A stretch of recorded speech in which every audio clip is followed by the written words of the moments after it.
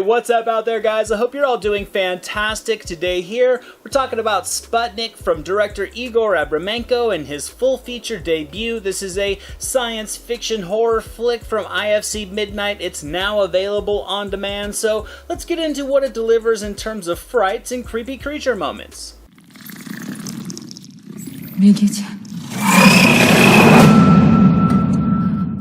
This one stars Oksana Akhinchina and Pyotr Fyodorov. I hope I pronounced those correctly. The story is set in the 80s and it centers on this Russian space mission that goes wrong. After witnessing something deep in space, one of the astronauts has returned home with something, a mysterious alien creature that's living inside of his body, which of course prompts the military team to bring in a doctor to help him learn about what this thing really is. Now overall, I did enjoy what this movie put together, despite some of the small issues that I had with it.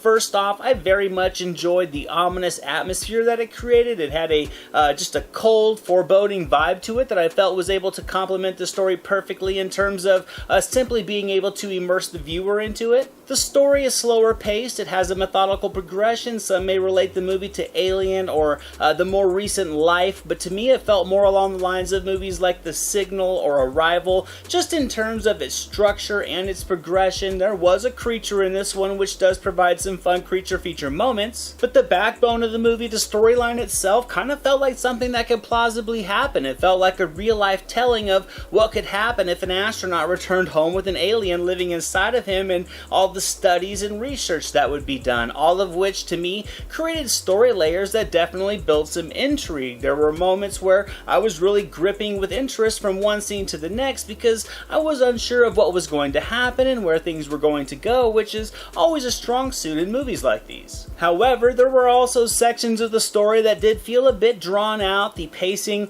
overall was uneven at times, and some of the growth between the characters didn't feel as natural, I guess, as much as you could say they felt processed for the needs of the story direction, and it also did want to fall back on some genre tropes in the final act. It wasn't a deal breaker for me though. I did enjoy the back half of the film, but it just didn't feel like that fitting end for a story that up until then had explored many different thought-provoking concepts of alien life and man's exploration of space. The movie, also without much backdrop, was able to explore two main characters enough to create genuine intrigue as to where the story would lead them. So where the story itself may have lacked, there was still plenty of meaty substance to invest in with this movie. I would also say the performances were a strong positive with this one. I don't recall ever having seen Akhinchina or Fyodorov before in a movie, but I loved what each of them brought to their characters. Akhinchina captured a lot with just her expressions alone, without dialogue. You could see that she was just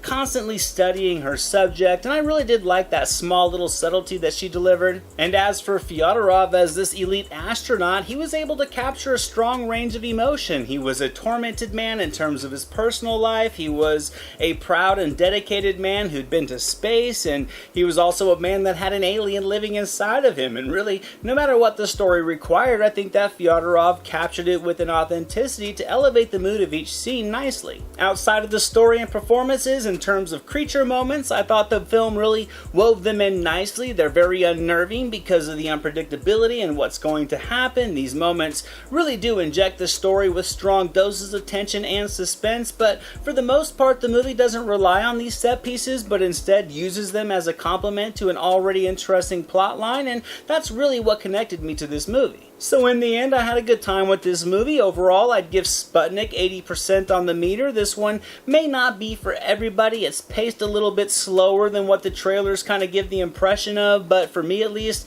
it wasn't a letdown at all. I thought it was actually a bit of a, I guess you could say, a fresh take on this type of story. So if you find some appeal in this movie, give it a shot. You might like the ride it takes you on. Thank you so much for watching this video, guys. I hope you enjoyed it. If you did, drop it a thumbs up, leave a comment below. I'd love to talk movies with you guys. Share it with your friends, and without question, hit that subscribe button and the notification bell so you can never miss a video. Here are some links to some recent reviews just in case you missed them. All my social media links and the link to our official website are down in the description below, and I'll catch you next time.